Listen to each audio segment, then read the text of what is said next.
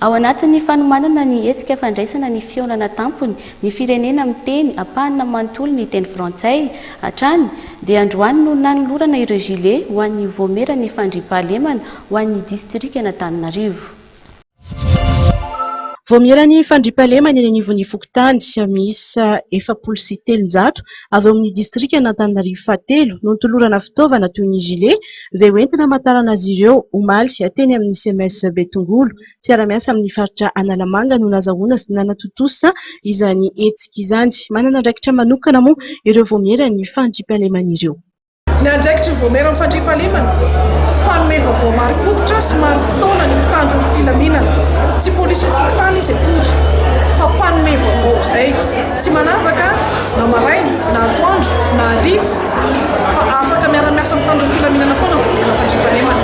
Natokanena no ala hetsika efa nisy ny voamera ny fandriampahalemana.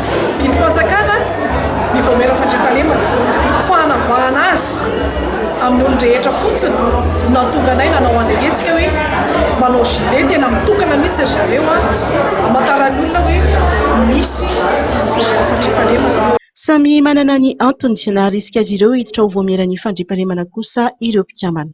Zay zany aho fa ela be mahitsy zay ny voamera fandriampahalemana teo amin'ny Fokontany nisy anay dia zaranay zany nisy tompony anjaika mpahefana nanoana anay dia narisika foana zay ka le teo aloha zany ohatrany hoe goragora dia zao zay mbo miara-miasa amin'ny commissaire miara-miasa amin'ny préfet de police ambaratonga mpahefana rehetrarehetra.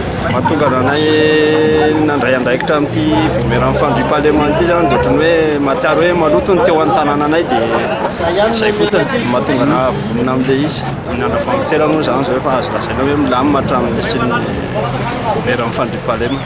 Marina fa hiasa aloha mandritra ary ao aorian'ny fandraisan'i Madagasikara ny fivoriana tampony frankophonie ireo voamera ny fandriampahalemana ireo ho an'Antananarivo fahatelo manokana dia ahitana mpikambana miisa 470 ao aminy izany hoe eo amin'ny 10 isaky ny Fokontany eo.